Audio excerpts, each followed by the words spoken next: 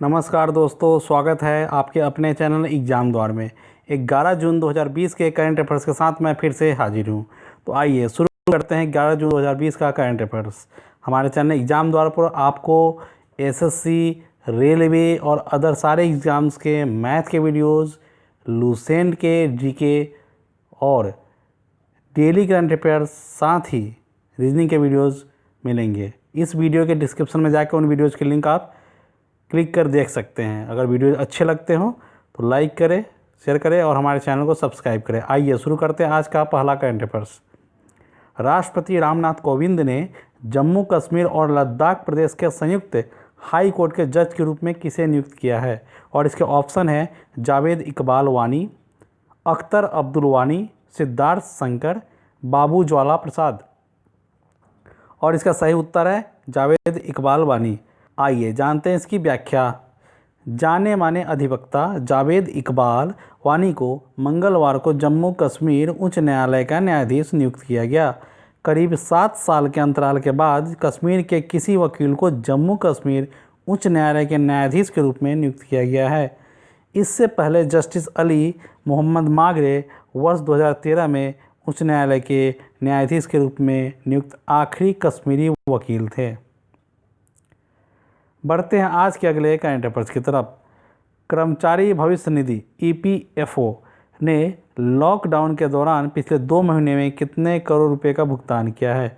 और इसके ऑप्शन हैं 21,540 करोड़ रुपये, 11,540 करोड़ रुपये, 10,040 करोड़ रुपये और 31,540 करोड़ रुपये। और इसका सही उत्तर है 11,540 करोड़ रुपये। आइए जानते हैं इसकी व्याख्या।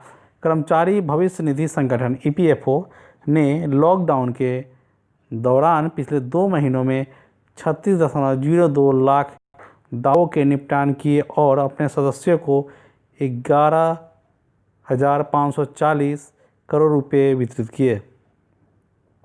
बयान में कहा गया कि कुल दावों में से 15.54 लाख दावे कोविड-19 संकट से राहत देने के लिए प्रधानमंत्री गरीब कल्याण योजना के तहत ईपीएफ से पैसा निकालने की दी गई अनुमति से संबंधित थे। इसके तहत कुल 4,580 करोड़ रुपये वितरित किए गए। बढ़ते हैं आज के अगले करंट अफेयर्स की तरफ। केंद्र सरकार ने कोरोना संकट के कारण ड्राइविंग लाइसेंस, फिटनेस सर्टिफिकेट एवं परमिट की वैधता कब तक बढ़ाने का निर्णय लिया है? और इसका ऑप्शन है 15 अगस्त, 25 जुलाई, 30 सितंबर, 10 अक्टूबर। और इसका सही उत्तर है 30 सितंबर। आइए जानते हैं इसकी व्याख्या। केंद्र सरकार ने मोटर वाहन अधिनियम और केंद्रीय मोटर वाहन नियमों के तहत अनिवार्य सभी दस्तावेजों की वैधता 30 सितंबर 2020 तक के लिए बढ़ा दी है। इस फैसले को समझे तो जिन लोगों के दस्तावेज की वैधता 1 फरवरी 2020 से 30 सितंबर 2020 के बीच समाप्त हो रही है, उनकी वैधता 30 सितंबर 2020 तक बढ़ा दी गई है।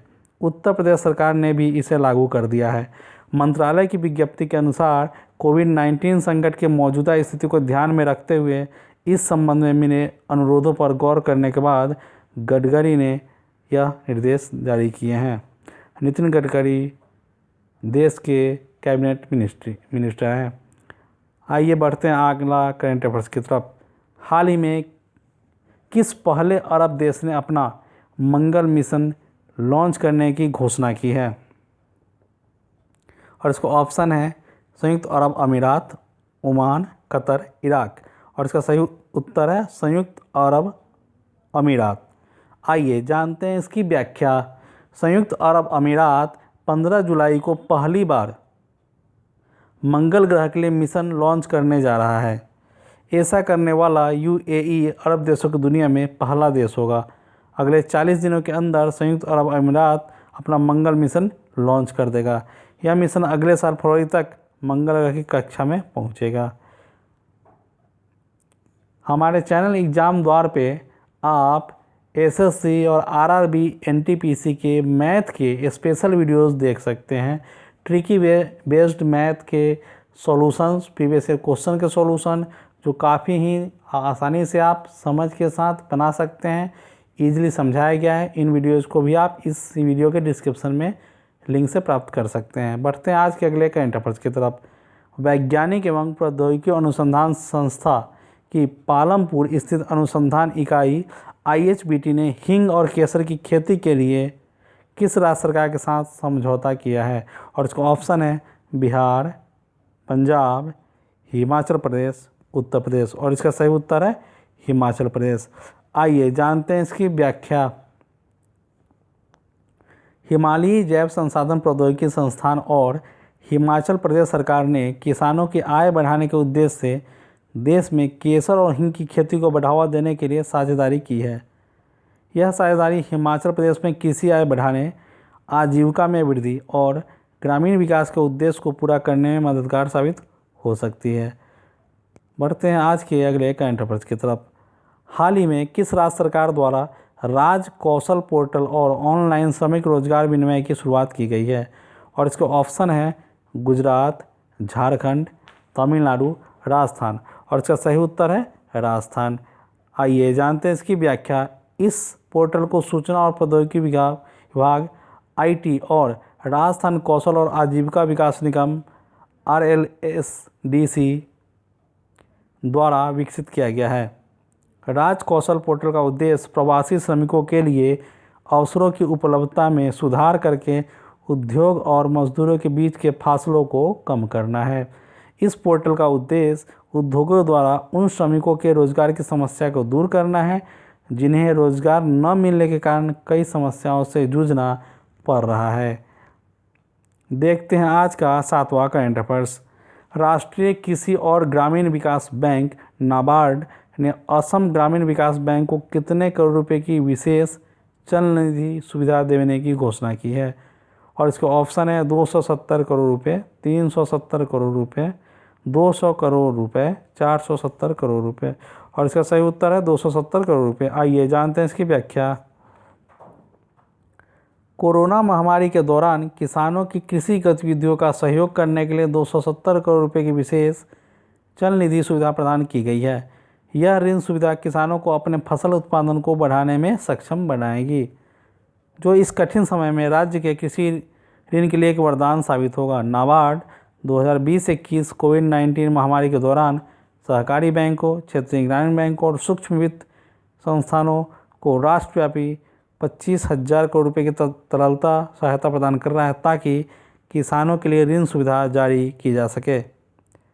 बढ़ते हैं आज के 8वें करंट अफेयर्स की तरफ। केंद्र सरकार ने अगरबत्ती निर्माताओं द्वारा आयात किए जाने वाले बांस पर सीमा शुल्क को 10 से बढ़ाकर कितने प्रतिशत कर दिया है? और इसको ऑप्शन है 20%, 30%, 25%, 40%। और इसका सही उत्तर है 40%।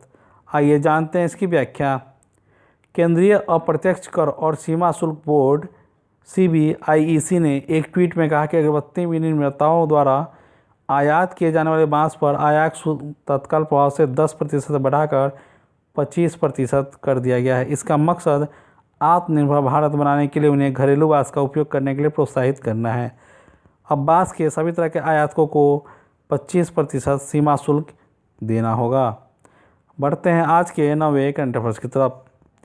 कोल इंडिया लिमिटेड की सहायक कंपनी वेस्टर्न कोलफील्ड्स लिमिटेड ने हाल ही में महाराष्ट्र और किस राज्य में 3 नई कोयला खदानों की शुरुआत की है? और इसके ऑप्शन है झारखंड, कर्नाटक, राजस्थान, मध्य प्रदेश। और इसका सही उत्तर है मध्य प्रदेश। आइए जानते हैं इसकी व्याख्या। वेस्टर्न कोलफील्ड्स लिमिटेड कंपनी द्वारा इन खदानों पर कुल 849 करोड़ रुपए का पूंजीगत व्यय करेगी, जिससे 647 लोगों को प्रत्यक्ष रोजगार के अवसर उपलब्ध होंगे। उल्लेखनीय है कि वित्तीय वर्ष 2023 से 24 तक वेस्टर्न कोलफील्ड्स लिमिटेड ने 20 मई 20 नई परियोजनाओं को शुरू करने का लक्ष्य निर्धारित किया है, जिनमें से 14 परियोजनाएं महाराष्ट्र और 6 परियोजनाएं मध्य प्रदेश में शुरू की जाएंगी। गौरतलब है कि वित्तीय वर्ष 2019-20 में वेस्टर्न कोलफील्ड्स लिमिटेड ने 57.64 मिलियन टन कोयले का उत्पादन किया, जो कि पिछले वित्तीय वर्ष की तुलना में 8% से भी अधिक की वृद्धि को दर्शाता है। बढ़ते हैं आज के 10वें और अंतिम करंट अफेयर्स की तरफ। छत्तीसगढ़ सरकार ने राज्य में पुलिसकर्मियों के मानसिक तनाव और डिप्रेशन को कम करने के लिए किस नाम से एक अभियान की शुरुआत की है? इसके ऑप्शन है स्पंदन, नमन, खुशी, प्रतिभा, और इसका सही उत्तर है स्पंदन। आइए जानते हैं इसकी व्याख्या।